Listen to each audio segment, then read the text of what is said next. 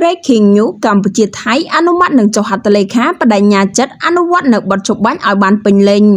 លោកស្រីឧត្តមសេនីយ៍ឯកម៉ាលីសុជាតាអ្នកនាំពាក្យក្រសួងការពារជាតិបានបង្ហាញអំពីលទ្ធផលនៃកិច្ចប្រជុំពិសេសលើកទី3របស់គណៈកម្មាធិការព្រំដែនទូតកម្ពុជាថៃ GBC ដែលបានប្រព្រឹត្តទៅនាព្រឹកនេះហើយបានបញ្ចប់ទៅនៅវេលាម៉ោង 10:20 នាទីនៅច្រកអន្តរជាតិព្រំផាកាតខេត្តប៉ៃលិនប្រទេសកម្ពុជាទល់នឹងខេត្តចន្ទបុរីប្រទេសថៃក្រោមការសង្កេតការណ៍ពីក្រុមអ្នកសង្កេតការណ៍អាស៊ាន AOT ប្រចាំកម្ពុជានិងថៃដែលដឹកនាំដោយអាយុដំនាវដំសនីទាសីហាឧបនាយករដ្ឋមន្ត្រីក្រសួងការពារជាតិកម្ពុជា